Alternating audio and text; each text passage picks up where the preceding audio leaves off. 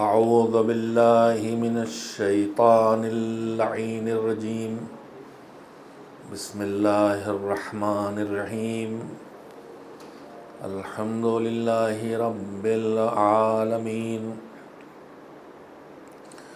والعاقبۃ للمتقین والجنۃ للمؤمنین والنار للملحدین والصلاة والسلام على سید الانبیاء والمرسلین سیدنا و نبینا و شفیعنا ابی القاسم محمد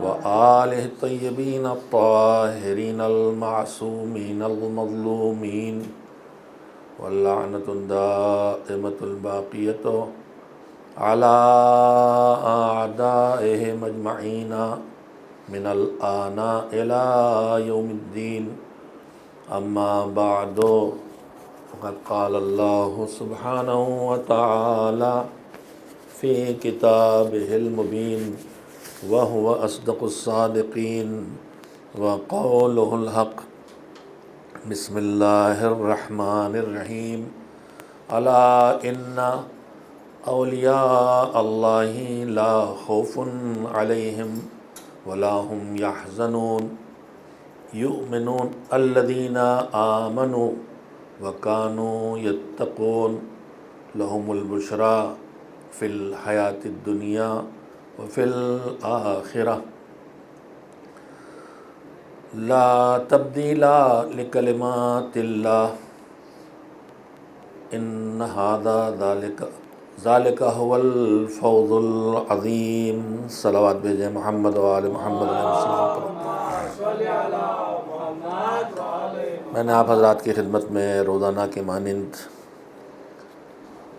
سورہ یونس کی آیات کے سلسلے سے 62 سے 64 نمبر تک کی آیات کی تلاوت کا شرف حاصل کیا ہے، جس میں پروردگار عالم نے دنیا و آخرت میں کامیاب ہونے والے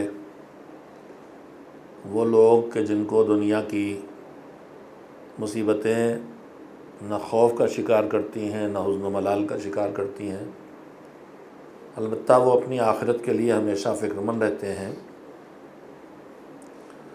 ایسے لوگ جن کو پروردگار دنیا میں بھی کامیابی کا وعدہ کر رہا ہے جن سے آخرت میں بھی کامیابی کا وعدہ کر رہا ہے، ان کے تذکرے کے سلسلے کو میں نے آپ حضرات کی خدمت میں یہاں تک پہنچایا تھا کہ 2 بنیادی شرطیں ہیں کامیاب زندگی گزارنے کی قرآن کی نگاہ میں، جس نے ہمیں بنایا ہے اس کے نگاہ سے زندگی کو کامیاب زندگی بنانے کے لیے اور زندگی میں ناکامیوں سے بچنے اور آخرت کی بڑی ناکامی سے بچنے کے لیے خاص کر کے 2 بنیادی شرطیں ہیں، ایک ہے ایمان اور ایک ہے تقوی۔ مسلسل میں نے انہی 2 باتوں کے بارے میں گفتگو کی ہے معصومین علیہ السلام کے ارشادات کی روشنی میں، اور جو باتیں عرض کی ہیں ان میں اس بات کی طرف خصوصیت سے بار بار معصومین کی ہدایات کی روشنی میں اور قرآن کریم کے بیان کی روشنی میں اس طرف توجہ دلانے کی کوشش کی ہے کہ ہم اگر دنیا اور آخرت کی کامیاب زندگی چاہتے ہیں تو ہمیں صاحب ایمان بننے کے بعد اپنے ایمان کی حفاظت کا بھی انتظام کرنا ہوگا، ایمان پر آنا، ایمان پر رہنا اور ایمان پر مرنا 3 مرحلے ہیں۔ ایمان پر مرنے کے لیے ان چیزوں سے بچنا ہوگا کہ جو ہمارے ایمان کو ہم سے چھین لیں، اور ان میں جو سب سے نمایاں اور سب سے خطرناک چیز ہے جو ایمان کو چھین لیتی ہے وہ ہے گناہ۔ اور جو ہماری زندگی کو ناکامیوں سے بدلتے ہیں وہ بھی ہمارے گناہ ہیں۔ میں نے گزشتہ 2-3 دنوں میں مسلسل آپ سے کہا ہم چند باتوں کی طرف کم توجہ دیتے ہیں۔ جب ہم دیندار بنتے ہیں، دین کی طرف توجہ ہوتی ہے تو ہم نیکیوں پر زیادہ توجہ دیتے ہیں، گناہوں سے بچنے پر ہم اتنی توجہ نہیں دیتے۔ دوسری کمی یہ ہوتی ہے کہ ہم نیکیوں میں بھئی گناہوں سے بچنے کی طرف توجہ کی کمی کا نتیجہ یہ کمی ہوتی ہے کہ ہم نیکیوں میں زیادہ ثواب ڈھونڈ کے ان نیکیوں پہ لگ جاتے ہیں جن کو ہمارے خیال میں زیادہ ثواب جن پر ملنا ہے، اور اپنے خیال میں کم ثواب والی نیکیوں کی طرف سے بے توجہ ہو جاتے ہیں۔ اور جب ہم زیادہ ثواب والی نیکیوں کے فکر میں جاتے ہیں تو پروردگار عالم نے مستحب اور سنت کاموں کا ثواب اسی طرح کے واجب کام سے زیادہ رکھا ہے، اس لیے ہم مستحبات کی طرف متوجہ ہو جاتے ہیں اور واجبات کی طرف سے ہماری توجہ کم ہو جاتی ہے۔ بدل گئے ہیں مزاج، مگر میں عرض کر سکتا ہوں ہمارے پچھلی نسلوں میں کئی مرتبہ زیارت کرنے کے لیے لوگ جاتے تھے، لیکن حج جو واجب ہے اس کی طرف توجہ نہیں ہوتی تھی۔ آج بھی ہماری کوتاہیوں میں کوتاہی ہے کہ ہم سال بھر بنام خدا بنام مولا بہت خرچ کرتے ہیں، اور شاید سب سے زیادہ خرچ کرنے کا اوسط اگر نکالا جائے تو ہماری قوم سے زیادہ کسی کا نہیں نکلے گا، لیکن اس کے باوجود بہرحال ہماری ساری توجہ مستحب کاموں کی طرف زیادہ ہوتی ہے، واجبات کی طرف ہماری توجہ کم ہوتی ہے۔ جتنی بڑی تعداد میں ہم عزاداری پر خرچ کر رہے ہیں اللہ اس میں اور اضافہ کرے، اور ہر بات کا مطلب الٹا نکال کے بات کو بگاڑ کے پیش کرنے کی بھی ایک مشکل ہماری قوم میں آ گئی ہے۔ میں ہرگز یہ نہیں کہہ رہا کہ عزاداری پر جو کچھ آپ کر رہے ہیں اس سے کچھ کم کریں، لیکن یہ ضرور کہوں گا کہ عزاداری پر بنام مولا جو کچھ کر رہے ہیں اس سے پہلے حکم مولا ہی کی پابندی کرتے ہوئے خمس نکالنے کی عادت ڈالیں جو واجب ہے۔ واجب پہلے ہے، مستحب اس کے بعد میں ہے۔ تو یہ 2-3 باتیں ہیں جو میں روزانہ دہراتا رہا ہوں کہ کم سے کم ان 10 مجالس کے بعد ہم اپنی روش حیات میں تقوی کی عادت کو اپنا لیں، اور تقوی کی بنیاد پہلی منزل یہ ہے کہ واجب نہ چھوٹے، حرام نہ ہو، اور اس میں سب سے اہم بات یہ ہے کہ سب سے زیادہ ضروری ہے خود کو گناہ سے بچا لینا۔ کل میں نے جہاں سے گفتگو ختم کی تھی وہیں سے آج اسے کنٹینیو کرنا چاہتا ہوں۔ میں نے عرض کیا تھا کہ ہم اگر اپنے گناہوں کو تقسیم کریں تو مولا کائنات حضرت علی ابن ابی طالب علیہ السلام جو گناہ ہم سے ہو گئے ہیں ان کے بارے میں ان کی 3 قسمیں بتائی ہیں۔ کل میں نے دہرایا تھا آپ کے سامنے، کچھ وہ گناہ ہیں کہ جن کے لیے مولا نے کہا کہ ان پر سزا نہ ملنا یقینی۔ حیرت زدہ کرنے والی بات ہے کہ گناہ پر سزا نہ ملنا یقینی ہو جائے کہ نہیں، گناہ تو ہے مگر سزا نہ ملے گی۔ تو وہ کون سا گناہ ہے؟ مولا نے فرمایا کہ جس گناہ پر پروردگار عالم دنیا میں سزا دے دے پھر اس گناہ پر آخرت میں سزا نہیں دے گا، اس لیے کہ وہ عظیم ہے کہ ایک گناہ کی سزا 2 بار دے۔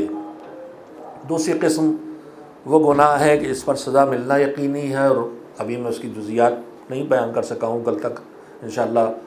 وہ ہیں جن کا تعلق انسانوں سے اور اللہ کی مخلوق سے ہے، جو کسی کا حق نہیں دیا، کسی کا حق کچلا، کسی کی توہین کی، کسی کا دل توڑا، کسی سے الزام لگایا، کسی کی غیبت کی۔ یہ مخلوق خدا سے جڑی ہوئی ڈیوٹی کی کوتاہی، اس پر اس وقت تک مغفرت نہیں ہونے والی ہے جب تک کہ اس کوتاہی کا علاج جو بتایا گیا ہے وہ نہ کر لیا جائے اور اس حق کی ادائیگی کی راہ نہ نکال لی جائے۔ تیسری قسم جس کے لیے مولا نے فرمایا کہ گناہ کی تیسری قسم وہ ہے کہ جہاں نہیں معلوم کہ اس کی بخشش اس پر ہوگی یا اس پر سزا ملے گی، اور وہ سارے گناہ ہیں جو اللہ کی بارگاہ سے جڑے ہیں، حقوق اللہ سے جڑے ہیں۔ ان غلطیوں پہ انسان توبہ کر چکا ہے، لیکن اسے اندازہ نہیں ہے کہ میری توبہ قبول ہوئی کہ توبہ قبول نہیں ہوئی۔ اور یہی سلیقہ حیات ہے۔ کل میں نے سنایا تھا کہ ہم اپنے گناہوں پر توبہ بھی کرتے رہیں، لیکن نہ کبھی مایوس ہوں کہ یہ گناہ بخشا نہیں جائے گا، اور نہ کبھی مطمئن ہو کے بیٹھ رہیں کہ یہ گناہ تو میرا پکا پکا معاف ہو گیا ہے۔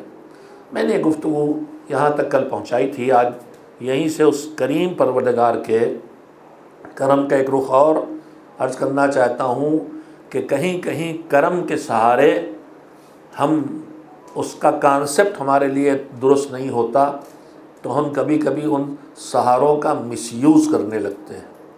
مثلا ہمارے پاس اللہ کی رحمت کے علاوہ کیا ہے، جو میں نے ابھی آج ہی اس سے پہلے کی مجلس میں عرض کیا کہ آج جانے والا چلا جائے تو رہ جانے والے اس کے طرف سے جو واجبات ہیں ان کو ادا کر سکتے ہیں، یا آدمی اپنی طرف سے اجرت دے کے کسی سے اس فریضے کو انجام دلوا سکتا ہے۔ بخشش کا سہارا ہے کہ آدمی اگر نہیں کر پایا تو اب جہنمی پکا ہو جائے، اس سے بچانے کے لیے اللہ نے راہ چھوڑی۔ لیکن اب اگر کوئی اسی کو غلط یوز کرے کہ جب اجارہ رکھی ہے تو میں نماز نہیں پڑھوں گا، وہ پیسے چھوڑ جاؤں گا کہ میری نماز بعد میں پڑھ دی جائے، میرے روزے بعد میں رکھوا دیے جائیں، تو یہ اس کا مس یوز ہوگا۔ اسی طرح سے ہر جگہ غلط سوچ ہمیں غلط راہ پہ ڈال سکتی ہے۔ مولا علی ہمارے شاف محشر علی ہیں، حضرت زہرا ہماری بخشش کا سہارا ہیں، ان کا نام فاطمہ ہے ہی ہے، اسی لیے سلام اللہ علیہا۔ مختلف نام کی جو وجہیں رکھنے کی بتائی گئی ہیں معصومین کے، اس میں یہ ہے کہ چونکہ وہ اپنے فطم اصل میں الگ کرنے کو، چھڑانے کو کہتے ہیں۔ جب بچہ دودھ پیتا ہے اور اسے دودھ چھڑایا جاتا ہے، اس کے لیے بھی لفظ استعمال ہوتا ہے، تو وہ خود برائیوں سے پاک تھیں اس لیے فاطمہ، اور وہ اپنے چاہنے والوں کو جہنم کی آگ سے نجات دلائیں گی اس لیے فاطمہ۔ اب اگر میں وہی عرض کر رہا تھا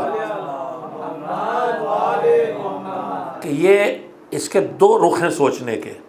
ایک رخ ہے کہ ہم مایوسی کا شکار نہ ہوں کہ گناہ تو ہو گئے، وہ تو گزر گیا، اب کیا کریں، اب کیا کریں، گناہ کر چکے، اب کیا کریں، جہنم پکا۔ تو پروردگار عالم نے وہاں شفاعت رکھی، وہاں توسل رکھا، وہاں اپنی رحمت کے سہارے رکھے۔ تو یہ تھا ہمیں مایوسیوں سے بچانے کے لیے۔ لیکن اگر اسی کا کانسیپٹ کلیئر نہ ہو تو یہی ہمیں گستاخ بناتا ہے کہ جو چاہو کرو، مولا تو ہی ہیں چھڑا لیں گے، جو چاہو کرو، بیوی تو ہی ہیں بچا لیں گی۔ میں خواب عموماً نہیں پڑھتا ہوں، لیکن بعض خواب واقع رویا صادقہ ہوتے ہیں۔ ایک نہایت مشہور شعر ہے فارسی کا، جس کی ایک تاریخ ہے کہ شاعر نے کہا کچھ تھا اور مولا نے اسے بدلوا کے کیا کر دیا۔ شاعر گزرے ہیں حاجب، مشہور نیشاپوری ہیں، لیکن یہ حاجب جن کی میں بات کر رہا ہوں یہ بروجرد، ایران میں بروجرد شہر ہے جہاں کہ آیت اللہ العظمیٰ بروجردی مرجع تقلید بھی گزرے آیت اللہ حکیم سے پہلے، وہاں کے رہنے والے تھے۔ ان کی سوچ بھی ہم بہت سے لوگوں کی طرح ہے کہ مولا تو ہی ہیں، ہمارے مولا تو ہی ہیں، ہر جگہ ہیں۔ تو اس زور پہ آدمی معاذ اللہ یہ سوچ بنا لے کہ جو چاہو کرو، جیسے دنیا دار سوچ ہوتی ہے کہ ہمارے معاذ اللہ مثال ہوتی ہے، ہم منسٹر صاحب کے بھتیجے ہیں، جو چاہے کریں چھڑا لیں گے۔ یہ والی سوچ کیا مناسب سوچ ہے؟ تو جناب حاجب بروجردی شاعر ہیں، انہوں نے ایک شعر کہا کہ اگر معاملہ حشر با علیس، شعر مجھے یاد نہیں رہتے، وہ بھی فارسی کو طور مشکل سے لکھ کے لے آیا ہوں۔ اگر معاملہ حشر با علیس، اگر حشر کا معاملہ علی کے ہاتھوں میں ہے، قسیم النار والجنہ کون ہے؟ روایت ہے نا، علی صلوات بھیجیں محمد و آل محمد پر۔ قسیم النار والجنہ علی ہیں، ساقی کوثر علی ہیں، صراط پر علی ہیں۔ اگر معاملہ حشر با علیس، اگر علی کے ساتھ حشر کا معاملہ ہے، میدان قیامت کا معاملہ مولا علی کے ساتھ ہے، تو ابھی نظریہ دیکھی کیا ہے، حاجب ضامنم کہ ہرچ بخواہی گناہ کن۔ جب مولا کے ہاتھ میں حشر کا معاملہ ہے تو حاجب جو شاعر وہ کہہ رہے ہیں کہ تم جو چاہو گناہ کرو، معاملہ علی کے ہاتھ میں ہے نا، چھوڑا تو لیں گے کہ ہمارا ہے۔ تو ایک سوچ یہ ہے۔ اب یہ واقعہ مشہور ہے پورے ایران میں، اور پھر شعر بھی مشہور ہوا بدل کے کہ حاجب اچھے شاعر تھے، مقبول شاعر تھے، بہت معروف شعراء میں تھے۔ یہ جو یہاں پہ اس وقت نہیں لگا، جو فارسی میں لکھا ہوتا ہے کہ ان چے شور و چغوغا، یہ پورے مصرے جو ہیں یہ سب پوری دنیا میں عزاداری کے دنوں لکھے جاتے ہیں، انہی کے اشعار ہیں مقبول ترین اشعار میں۔ تو یہ شعر انہوں نے کہا تو رات میں انہوں نے مولا علی کو خواب میں دیکھا، اور مولا علی نے ان سے کہا کہ حاجب اپنا دوسرا مصرع بدلو۔ کہ مولا کیا ہوا؟ کہ تم نے کہا ہے کہ اگر علی کے ساتھ میں حشر کا معاملہ ہے تو تم کہہ رہے ہو کہ حاجب میں ضمانت لیتا ہوں کہ جو گناہ چاہو کرو۔ مولا نے کہا نہیں، اسے بدلو، ایک صلوات بھیجے محمد و آل محمد صلی اللہ علیہ وسلم۔ اسے بدلو، توجہ دیں آپ۔ فرمایا پہلا مصرع تھا کہ اگر حشر کا معاملہ علی کے ہاتھ میں ہے، تو دوسرا مصرع حاجب نے کہا تھا کہ پھر میں ضمانت لیتا ہوں۔ کتنی مضبوطی ہے، یعنی سوچ اپنے حساب سے اتنی مضبوط ہے کہ حاجب کہہ رہے ہیں میں ضمانت لیتا ہوں کہ جو جی چاہے گناہ کرو۔ لیکن مولا کو خواب میں دیکھا، مولا نے کہا کہ نہیں، اس دوسرے مصرے کو بدلو، پھر کیا کرو؟ کا شرم، ایک صلوات بھیجے محمد و آل محمد علیہ السلام۔ فرمایا کہ شرم از رخ علی کن۔ میں ترجمہ کرنے سے پہلے آپ سے ایک نفسیاتی بات کہوں گا۔ ہم گھر میں چھوٹے بچے ہمارے گھر میں، اور ہم بھی کبھی چھوٹے تھے، اپنا اپنا تجربہ ہوگا۔ چھوٹا بچہ چلبلا ہوتا ہے، ہر وہ چیز جس سے منع کیا جائے اسی پہ زیادہ جاتا ہے۔ اب گلاس میز پہ رکھا، وہ بار بار ہاتھ بڑھا رہا، منع کر رہی، امی منع کر رہی، آخر ایک مرتبہ اماں چونکی اور مارا ہاتھ، چھناک سے ہوا۔ اب یہ وہاں سے نکل جائے گا چپکے سے۔ بیٹھے میرے تجربے کار لوگ میرے سامنے، تو اب کبھی ممی نے جس سے منع کیا وہ کر بیٹھے تو چھپے چھپے پھر رہے، پاپا نے منع کیا، ڈیڈ نے منع کیا، جو کر بیٹھے تو منہ چھپائے چھپائے پھر رہے۔ ہوتا ہے نا کہ غلطی ہو گئی، اب منہ چھپائے چھپائے پھر رہے۔ تو آدمی سے اگر غلطی ہو جاتی ہے تو منہ چھپائے پھرتا ہے، اور اگر سامنا کرنا ہو تو پھر سوچتا ہے بھائی سامنا تو کرنا پڑے گا، لہذا اب اس سے اب یہ نہ کرو۔ اب سنیے، حاجب کہہ رہے تھے کہ اگر علی کے ساتھ معاملہ ہے تو میں ضمانت لیتا ہوں، قیامت کا معاملہ علی کے ساتھ ہے کہ میں ضمانت لیتا ہوں جو جی چاہے کرو۔ تو مولا نے کہا نہیں، اس طرح نہیں، اس طرح کہو کہ اگر حشر کا معاملہ علی کے ساتھ ہے اور تمہیں علی کا سامنا کرنا ہے، اور حشر تو بعد میں ہے، پہلے ہم سب کا ماننا اور مستحکم عقیدہ اور مولا کا بیان ہے کہ ہم ہر مرنے والے کے سرانے آئیں گے۔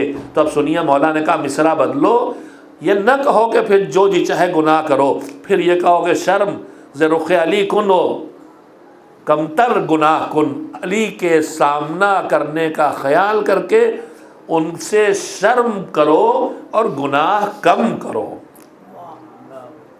ان کے بہانے جو چاہیں کرے گا مزاج نہ بناؤ، ان کا سامنا ہونا اور انہیں اچھا نہ لگے گا، حیا آئے گی، لہذا ان کی مروت کرو اور گناہ کم کرو۔ تو اگر اس رخ سے سوچا جائے تو یہ شفاعت اور مولا کا ہمارا مددگار ہونا ہمیں اللہ کی بارگاہ میں جری بنا لے گا، اور اگر اس طرح سوچا جائے تو ہمیں مایوس شکار ہونے کے بجائے رحمت کا امیدوار بنا دے گا۔ اور یہ موجود ہے مزاج، ایک علی کا مزاج ہے ایک خدا کا مزاج ہے۔ علی کا مزاج کیا ہے آپ کے سامنے ہے۔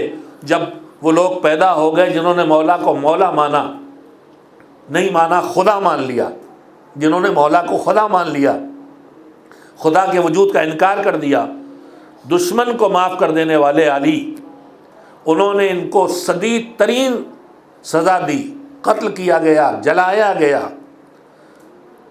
اس نصیری کے ساتھ جس نے علی کو خدا مان لیا ہے، یہ دشمن خدا ہے، اس کے ساتھ علی کا برتاؤ کیا ہے؟ علی اپنے دشمن سے نرم سلوک بھی کر لیتے ہیں، لیکن دشمن خدا کے ساتھ سختی برقرار ہے۔ یعنی علی یہ کہہ رہے ہیں، علی کی سیرت یہ کہہ رہی ہے کہ علی کو پہچانو تو سنو، علی کا مزاج پہچانو۔ علی کا کہنا یہ ہے کہ میں اپنے دشمن کو معاف کروں تو معاف کروں، خدا کے دشمن کو معاف کرنے والا نہیں ہوں۔ اور قرآن میں اللہ نے اعلان کیا، ہل جزاء الاحسان الا الاحسان، اچھے برتاؤ کا بدلہ اچھا برتاؤ ہی ہو سکتا ہے۔ اگر علی نے یہ مزاج دیا ہے کہ میں اپنے دشمن کو معاف کروں تو معاف کروں، خدا کے دشمن کو معاف کرنے والا نہیں، تو کل قیامت میں انشاءاللہ اس مالک کا اعلان ہوگا کہ میں اپنے دشمن کو معاف کر دوں تو معاف کر دوں، مگر علی کے دشمن کو معاف کرنے والا نہیں ہوں۔ لہذا اگر بچنا ہے اللہ کے عذاب سے بھی اور علی کی ناراضگی سے بھی، تو اللہ کو خوش رکھنا ہوگا تاکہ علی خوش رہے، اور علی کو راضی رکھنا ہوگا تاکہ اللہ راضی ہو جائے۔ ایک صلوات مل جل کے بھیجیں محمد و آل محمد علیہ السلام۔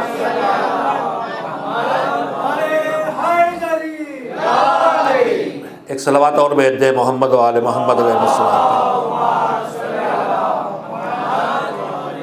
میں کہنا یہ چاہتا تھا کہ اللہ نے ہمیں جہنم سے بچانے کے لیے، ہمیں مایوسیوں کا شکار ہونے سے بچانے کے لیے قدم قدم پہ سہارے رکھے ہیں۔ اسے پتہ ہے کہ یہ عصمت تو بہت دور کی بات ہے، عدل والی زندگی بھی آسان نہیں ان کے لیے۔ گناہ کریں گے، گناہ کبیرہ بھی ہوں گے، گناہ صغیرہ بھی ہوں گے، توبہ رکھی، استغفار رکھا، اس کے بعد مرنے کے بعد دوسرے خدمات کو انجام دے لیں، پھر ایک دروازہ کھولا، پھر شفاعت کا دروازہ کھولا، مغفرت کے دروازے، نہ جانے کتنے سہارے دیے ہیں، مگر یہ جو پروردگار، انہی ایک سہاروں میں ایک سہارا اور ہے۔ ایک صلوات بھیجیں محمد و آل محمد۔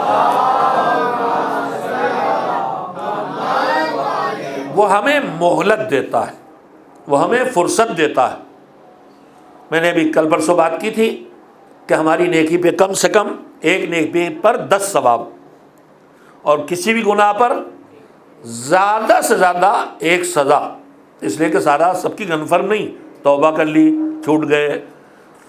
کتنی مہلتیں دیتا ہے، نیکی کے ارادے پر بھی ثواب دے دیتا ہے، گناہ کے ارادے پر سزا نہیں دیتا۔ کتنی مہلت دیتا ہے، روایات کہتی ہیں کہ جو کرامن کاتبین ہیں ہمارے اوپر معین کیے گئے ہیں ہمارے اعمال کو لکھنے کے لیے، چاہے اچھے اعمال لکھیں، چاہے اچھے اعمال کریں، چاہے برے اعمال کریں، چاہے نیکیاں کریں، چاہے گناہ کریں۔ روایت کہتی ہے جب کوئی نیکی آدمی کرتا ہے تو فوراً نیکی کے اعمال، نیک اعمال کا لکھنے والا فرشتہ فوراً اسے لکھ لیتا ہے۔ لیکن اگر کوئی گناہ کرتا ہے، کتنی رحمت کے سہارے ہیں، اگر کوئی گناہ کرتا ہے اور گناہ کا لکھنے والا فرشتہ اسے لکھنا چاہتا ہے تو نیکی والا فرشتہ کہتا ہے ابھی رک جاؤ، تھوڑی سے مہلت دو، ہو سکتا ہے فوراً متوجہ ہو کہ توبہ کر لے تو اس کے نام اعظم لے آنے ہی نہ پائے کہ اس نے گناہ کیا ہے۔ قدم قدم پہ ہمیں سہارے ملے ہیں، لیکن اب اس سہارے کا اگر ہم بیجا مصرف کریں تو وہی جرت اور وہی سرکشی بن جاتا ہے کہ ہم تو کریں گے، ہمارا ماد اللہ لہجہ یہ ہوا کہ اللہ عذاب دینے والا، مگر ماد اللہ وہ کیا کر لے گا ہمارا، ہم تو مولا علی کے ذریعے چھوڑوا لیں گے اپنے آپ کو۔ یہ سوچ نہیں ہو سکتی ہرگز۔ یہ تو ہماری مایوسیوں سے بچانے کے لیے ہے۔ اس میں سے ایک چیز ہے وہ ہمیں مہلت دیتا ہے، اس کے کرم کا ایک یہ بھی ہے، میں نے ابھی عرض کیا کہ ایک اصول یہ ہے کہ کسی گناہ پر مولا نے فرمایا کہ 2 بار سزا نہیں دے گا، اگر دنیا میں سزا دے دی گی تو آخرت میں سزا نہیں دے گا۔ ایک اور مزاج رحمت مولا ہی کے ارشاد کی روشنی میں ایک واقعے کے سہارے تھوڑا سے آپ جاگ کے سنتے بھی رہیں گے۔ روایت کہتی ہے کہ جب مولا علی حاکم وقت بھی تھے، یعنی جب ان کی بیعت کر لی گئی تھی، اور جو انہیں امام نہیں مانتے انہوں نے بھی پیغمبر کا خلیفہ مان کے اپنی حکومت، ان کی حکومت کو قبول کر لیا تھا۔ اس وقت کوفہ آپ کا دارالحکومت تھا۔ ایک جوان آدمی پکڑا گیا جس نے چوری کی تھی، اور پکڑا گیا تو اس نے اقرار بھی کر لیا کہ ہم نے چوری کی۔ اب اس کے بعد ظاہر ہے کہ اسے سزا ملنا ہے، اور سزا یہ ہے کہ دائیں ہاتھ کی 4 انگلیاں کاٹ دی جائیں۔ مولا کی خدمت میں لایا گیا، گرفتار کر کے بتایا گیا کہ اس نے چوری کی، اور یہ چوری کا اقرار بھی کر رہا ہے۔ تو مولا نے اس سے پوچھا کہ تم نے چوری کی؟ اس نے کہا ہاں میں اقرار کر رہا ہوں۔ اب اقرار کے بعد کوئی راستہ نہیں بچتا سوا کہ اس کو سزا نہ دی جائے۔ مگر اس نے جملہ کہا، اس نے جملہ کہا کہ مولا میں نے چوری تو ضرور کی ہے، مگر میرے ذمے 18 لوگوں کا خرچ ہے، اور میں نے آج ان کی تنگدستی سے، بھوک سے پریشان ہو کے پہلی بار چوری کی ہے۔ اس نے جب یہ جملہ کہا تو روایت کے فقرے ہیں کہ مولا نے سر جھکایا اور ذرا دیر انگلی سے زمین کو کریدا۔ یہ کیفیت تب ہوتی ہے جب آدمی کچھ سوچ رہا ہو اور تردد کر رہا ہو کہ کیا کرے، مگر سیکنڈز میں ہی آپ نے سر اٹھایا اور کہا کہ یہ غلط بیانی کر رہا ہے، یہ جھوٹ بول رہا ہے، اس نے پہلی بار چوری نہیں کی ہے، لے جاؤ اسے سزا دو۔ لے جایا گیا، اس کے ہاتھ انگلیاں کاٹ دی گئی۔ اب جب وہ انگلیاں کٹ گئیں تو اس نے کہا مجھے علی کے پاس لے چلو۔ آیا، کہا اب کیوں آئے ہو؟ خرید کے ہاتھوں کو، مٹھیوں کو پیسوں سے بھر کے قصیدہ خوانی کروانا حکومتوں کا کام ہوتا ہے، اور انگلیاں کاٹنے کے بعد سچائی کا اقرار کرانا اور فضائل گنوانا یہ امامت کا کام ہوتا ہے۔ میں آیا اس لیے ہوں کہ میں یہ کہنا چاہتا ہوں کہ میں آپ سے جھوٹ بولا تھا کہ میں نے چوری پہلی بار کی ہے، اپنا ریکارڈ رکھے تو وہ کہنے لگے یہ میری 7ویں چوری ہے، میں نے 99 چوریاں اس سے پہلے کی، اب یہ 7ویں چوری ہے، تو میں نے پہلی بار چوری نہیں کی۔ لیکن مولا آپ، اب پھر دیکھیے ابھی امام نہیں مانتا ہے نا، اگر مانتا ہوتا تو یہ سب نہ سوچتا، آپ کو کیسے پتہ چلا کہ میری چوری 7ویں چوری دنیا، جس کے لیے میں نے واقعہ سنایا ہے کہ اس کی طرف سے اگر پردے پڑتے ہیں، اگر وہ ڈھیل دیتا ہے تو اس کا کچھ اور مطلب نہ نکالا جائے کہ ہم اس کے بڑے پسندیدہ ہیں۔ کہا مولا میری 7ویں چوری ہے، مگر آپ کو کیسے پتہ چلا کہ میری 7ویں چوری ہے، اس میری پہلی چوری نہیں ہے؟ مولا نے جملہ فرمایا، سنیے گا۔ مولا نے کہا تو نے جب یہ کہا کہ تو پہلی چوری کی ہے اور تو پکڑ کے لایا گیا تھا، تو گرفتار کیا گیا ہے، رسوا ہوا ہے، دنیا نے دیکھ لیا کہ تو چور ہے، تو تیری رسوائی کے ساتھ جو تو کہہ رہا تھا، توجہ دیں بات پہنچے آپ تک، یہ جو تو کہہ رہا تھا کہ تو نے پہلی چوری کی ہے، یہ تیرا رسوا ہونا مجھے بتا رہا تھا کہ چوری پہلی نہیں ہے۔ کیوں؟ اس لیے کہ میرا مالک اس سے بڑا ہے کہ کسی کی پہلی غلطی پر ہی اسے رسوا کر دے، پہلی غلطی پر ہی رسوا کر دے، میرا مالک اس سے بڑا ہے۔ تیرا رسوا ہونا بتاتا ہے کہ تیرے گناہوں پر اس نے اتنی مرتبہ پردہ ڈالا ہے کہ اب تیرے لیے تو بے حیا ہو گیا ہے، اور اب تیرے گناہ سے پردہ اٹھانے کا وقت آ گیا ہے تاکہ دنیا کو تیرے شر سے بچایا جا سکے۔ میں عرض یہ کرنا چاہتا ہوں کہ مزاج رحمت میں ایک مزاج یہ ہے کہ ہم غلطیاں کرتے رہیں اور رسوا نہ ہوں، ہم گناہ کرتے رہیں اور دنیا کو پتہ نہ چلے، ہم اللہ کی نافرمانیاں کرتے رہیں اور پتہ اللہ لوگوں کو خبر نہ ہو، تو ہم اس کو اور جری بن جاتے ہیں۔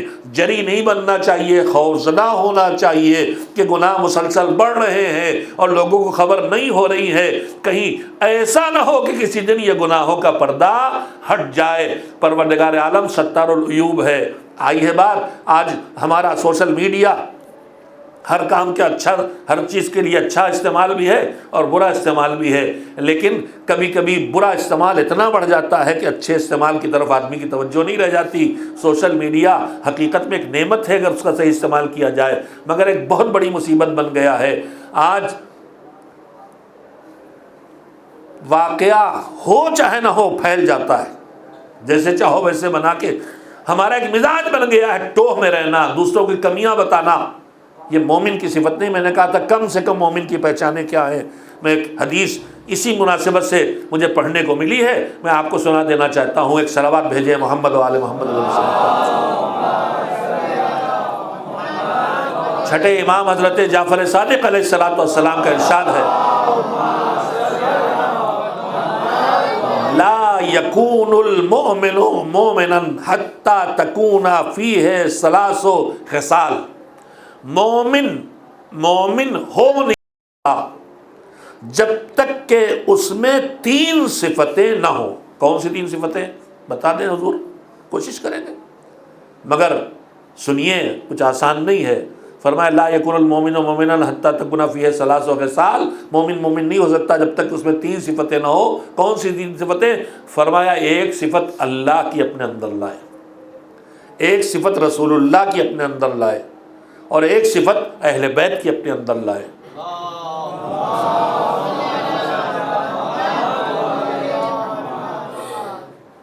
جب تک یہ 3 صفتیں اپنے اندر پیدا نہ کر لے اس وقت تک مومن نہیں ہو سکتا.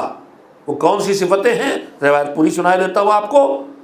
فرمایا کہ اللہ ستار العیوب ہے، اللہ عیبوں پر بہت زیادہ پردہ ڈالنے والا. جیسے عالم سے علامہ ہے، بہت زیادہ علم والا، اسی طرح سے ساتر سے ستار ہے، ساتر چھپانے والا، ستار بہت چھپانے والا، پردے پہ پردہ، پردے پہ پردہ، پردے پہ پردہ ڈالنے والا. فرمایا کہ اللہ ستار العیوب ہے. مومن نہیں ہو سکتا جب تک کہ دوسروں کی کمیوں کو چھپانے والا نہ بن جائے، پھیلانے والا نہیں. آج ہمارا پورا معاشرہ الٹ گیا ہے، ہمارا کام صرف دوسروں کی کمیوں کو پھیلانا بن گیا ہے. ستار العیوب ہے. دوسرا کیا ہے؟ کا دوسری صفت اپنے اندر حضرت محمد مصطفیٰ صلی اللہ علیہ وسلم کی پیدا کرنا. وہ صفت کیا ہے؟ فرمایا وہ صفت یہ ہے کہ حضور سے زیادہ عالی مرتبت کوئی گزرا ہے اس پوری کائنات میں؟ اللہ کے بعد جو سب سے بڑا ہے وہ کون ہے؟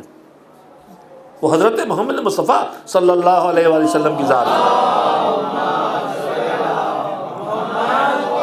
وہ کتنا اونچا ہوگا کہ جس کے لیے وہ جس کا نام ہی علی ہے، جو اونچائیوں پر ہے، جو اونچائی پر ہے، جس کے یہاں پستی کا کوئی تصور نہیں ہے، وہ اونچے کردار کا مالک علی جب کہے کہ انا عبد من عبید محمد، میں محمد کے غلاموں میں سے غلام ہوں، تو اس محمد کی عظمت کیا ہوگی؟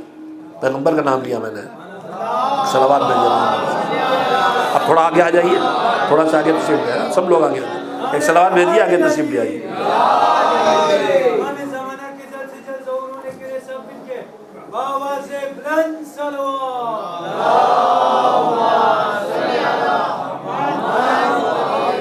سب سے برتر و بالا اللہ کے بعد ذات حضرت پیغمبر گرامی ہے، مگر ان کے خصوصیات میں جو چیز بہت زیادہ معروف ہے، جس کا دشمن کو بھی اقرار تھا، وہ تھا دوسروں کے ساتھ ان کا جھک کے ملنا، دوسروں کا لحاظ رکھنا، دوسروں کی عزت نفس کا، ان کے رتبے کا خیال رکھنا.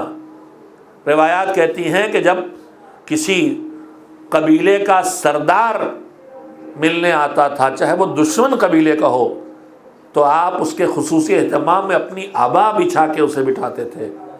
پیغمبر کا کہ مزاج میں ایک مزاج یہ ہے، مدارات الناس، لوگوں کے ساتھ نرمی کا، دلجوئی والا برتاؤ کرنا، نہ کہ کسی کی توہین کرنا، نہ کسی کا دل دکھانا.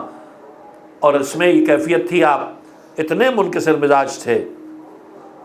ہم آپ ذرا سے کچھ ہمیں مل جائے، کسی پر تھوڑا سا علم، اب ہم چاہتے ہیں پوری دنیا مجھے سلام کرے، تھوڑا سا پیسہ چاہتے ہیں ساری دنیا مجھے سلوٹ کرے، میرے احترام کے لیے کھڑی ہو. ہم سب، ہمارے معاشرے میں یہی ہے. لیکن وہاں مزاج کیا تھا؟ بالکل وہی جو روایات میں ہے کہ جس درخت میں پھل نہیں ہوتے وہ اکڑا رہتا ہے، اور جس درخت میں پھل ہوتے ہیں وہ جھکا رہتا ہے۔ جو فضیلتوں سے خالی ہوگا وہ اکڑا رہے گا، اور جس کے اندر جتنی خوبیاں آتی جائیں گی وہ جھکتا چلا جائے گا۔ پھلدار درخت جھکتا ہے، کبھی بغیر پھل کا درخت نہیں جھکتا ہے۔ مدارات الناس، تمہیں کچھ ملے تو جھکنا شروع کر دو، اور جھک رہے ہو تو ہی ہے، اور نہیں جھکتے ہو تو دکھاوا ہو سکتا، حقیقت نہیں ہو سکتی۔ حضور کے مزاج میں یہ مزاج ہے کہ دوسروں کے ساتھ مدارات، یعنی ہم لوگ اردو میں کہتے ہیں خاطر مدارات، یعنی ان کے سامنے بچھ جانا، ان کے سامنے جھک جانا، اپنے کو کمتر سابق محسوس کرانا۔ اور کچھ وعدے ہیں روایت میں حضور سرور کائنات حضرت محمد مصطفیٰ صلی اللہ علیہ وسلم نے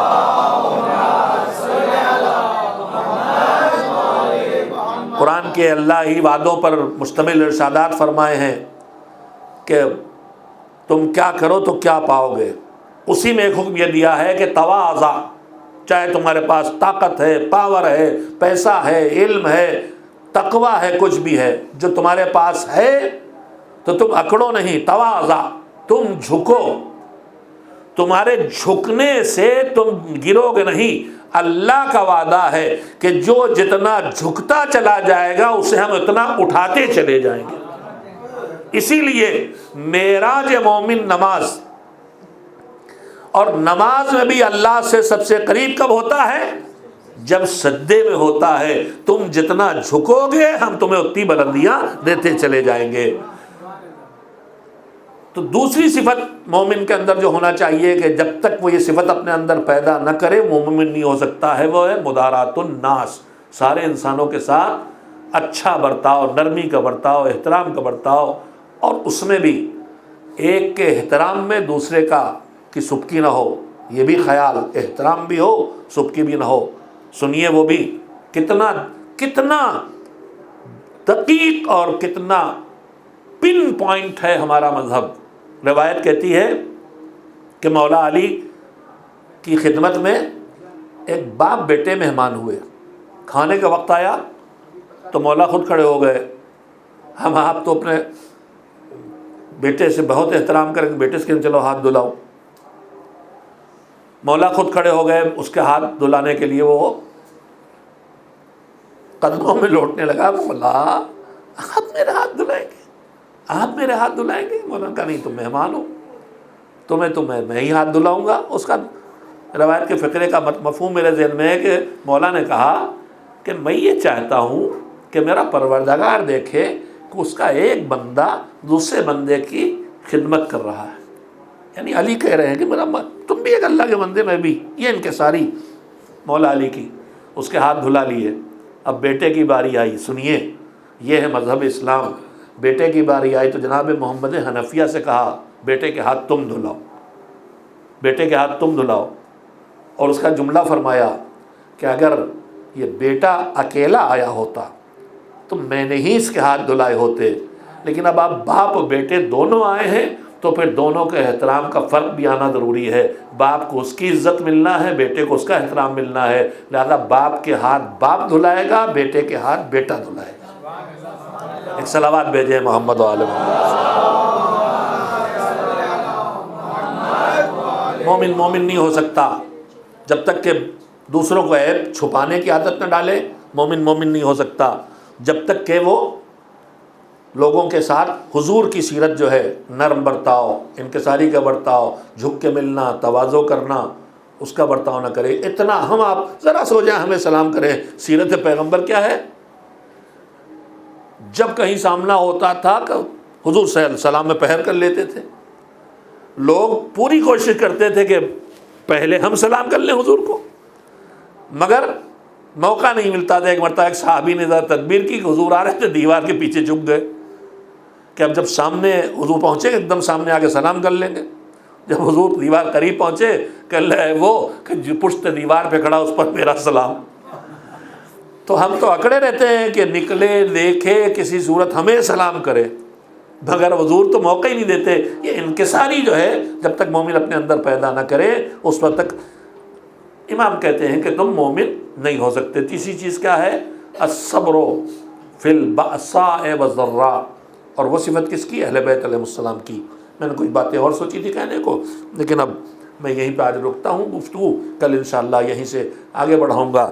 میرے عزیزو، تیسری صفت جو مومن اپنے اندر پیدا نہ کرے تو مومن نہیں ہو سکتا، وہ کیا ہے؟ وہ اہل بیت علیہ السلام کی صفت ہے۔ اور وہ کیا ہے؟ دشواریوں میں، مشکلات میں، بدترین حالات حیات میں صبر کرنا، برداشت کرنا اور اللہ سے شکوہ نہ کرنا۔ صبر کرنے کا مطلب برداشت کرنا ہی نہیں ہوتا، شکوہ نہ کرنا۔ اور کربلا جائیے تو وہاں صبر سے بھی ایک اعلیٰ منزل ہے۔ ہم لوگ بہت کریں گے تو صبر کر لیں گے، چپ ہو جائیں گے، برداشت کر لیں گے، مگر کربلا میں تو کچھ اور دکھائی دیتا ہے۔ سارا دن گھر میں جنازے آنے کے بعد، سروں سے چادریں چھننے کے بعد، پھپھیوں اور بہنوں کو تماچے کھاتے ہوئے دیکھنے کے بعد، گھر لٹ جانے کے بعد، گھر اجڑ جانے کے بعد، بکھری ہوئی لاشوں کے درمیان جب شام غریباں آئی تو سید سجاد نے جو پیشانی کی ہے تو ساری رات ایک ہی آواز آتی رہی، مالک تیرا شکر کہ تو نے قربانی قبول کی۔ صبر کربلا کا پیغام بھی ہے اور مومن کی پہچان بھی ہے۔ میرے عزیزو، آج کی شب ہمارے بزرگوں نے اس شہید کی یاد منانے کے لیے مخصوص کی ہے جس کے وجود کی تمنا علی کے دل میں پیدا ہوئی تھی شہادت حسینی کی خبر سننے کے بعد۔ جناب عقیل کو بلا کے کہا تھا کہ عقیل، تم بہت ماہر ہو، پہچانتے ہو، ایسے قبیلے کی نشاندہی کرو کہ جہاں کی شجاعت اور بہادری پر معروف ہو۔ بنی کلاب کا حوالہ دیا۔ خطیب اعظم مولانا غلام سری آپ ایک جملہ کہتے تھے، مولا علی جانتے تھے، لیکن مولا علی نے عقیل سے کیوں پوچھا؟ اس لیے پوچھا کہ جب علی کے دل میں تمنا آ رہی ہے کہ ایک بچہ پیدا ہو جو کربلا میں حسین کے کام آئے، تو اس کے بعد عقیل کے بھی دل میں تمنا پیدا ہو کہ ہمارے پاس بھی کوئی آ جائے جو حسین کے کام آئے۔ علی کی تمنا کا نام عباس ہے تو عقیل کی تمنا کا نام مسلم۔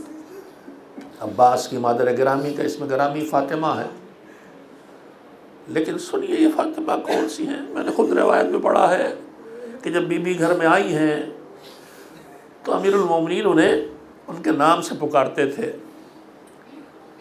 تو جناب فاطمہ کلابیہ انہوں نے کہا کہ مولا، حسنین چھوٹے چھوٹے ہیں، ام کلثوم اور زینب چھوٹی چھوٹی ہیں، آپ کے فاطمہ کہنے سے انہیں اپنی ماں یاد آ جاتی ہوگی، شہید ماں، لہذا آپ مجھے اس نام سے نہ پکارا کیجیے۔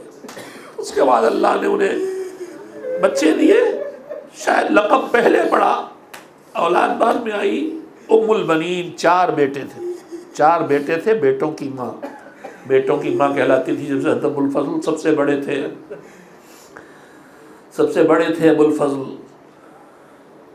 یہ 4 بیٹے کربلا میں شہید ہوئے۔ بڑے بھائی نے پہلے چھوٹے بھائیوں کو بھیجا، آخر میں عباس شہید ہوئے۔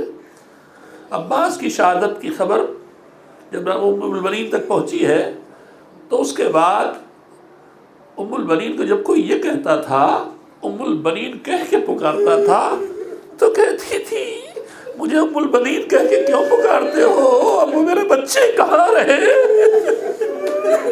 ان بچوں کی ماں میں تھی،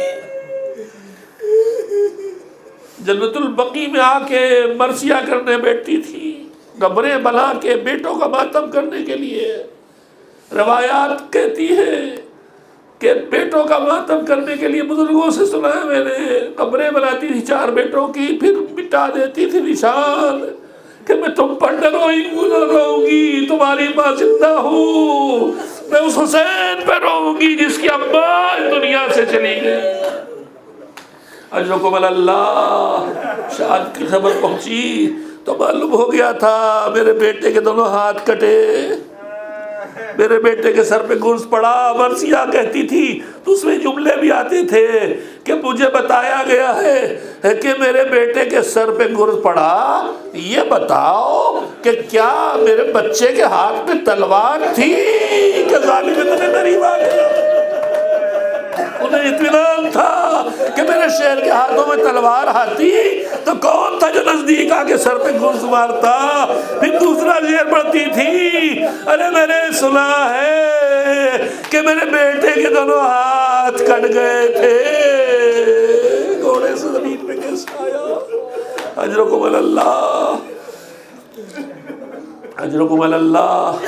8 محرم کی شب ہے، پانی ختم ہو چکا ہے، خیموں سے بچوں کے لطش لطش کی آوازیں آ رہی ہیں،